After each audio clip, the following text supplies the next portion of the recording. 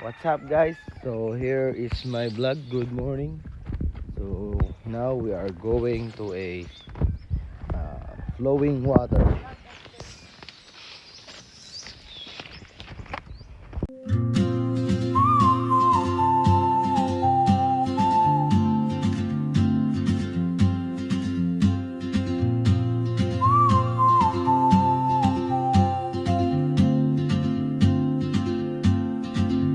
She moves like a map with no borders, a whisper caught in the wind.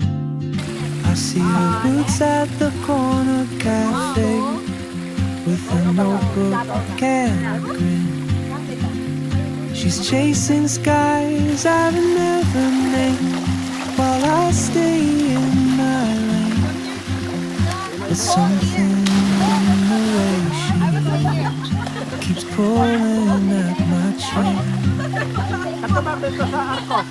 Oh, traveler, you carry the sun in your stride, leaving behind Kaya yan guys. what inside. If I don't ask your name today, I may never get the chance to walk beside your wandering Ano gini day. guys, boy? Bita lang gini aganan.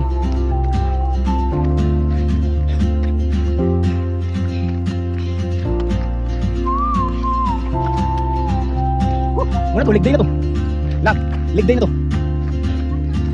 So ito yung rancho ko guys. Binili ko to ng 10M.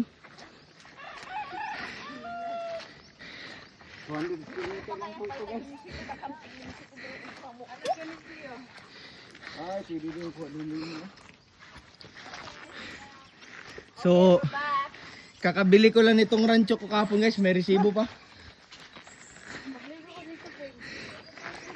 Yan yung mga manok ko, ilaban ko kay Atong Ang.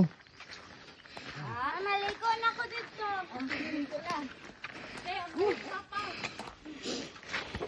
So yun guys, luto natin guys. Sarap-sarap yan guys, oh, carbon check. Kaya natin guys kung sarap ba talaga. Yun oh. Crispy on the outside, juicy inside. Ay, sarap na sarap yan guys.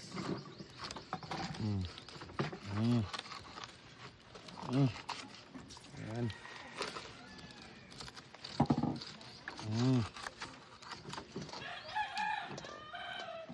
Kina. Yun guys. Tingnan ba tayo mahulog guys? Kasi guys, ang ganda ng daan dito. Clean mo natin yung lens. Uy, parang si Piolo Pascual. Uy, ano? Kami Yan ay guys, uuwi na kami sa aming baryo. Ito yung binili ko kahapon na farmland ko.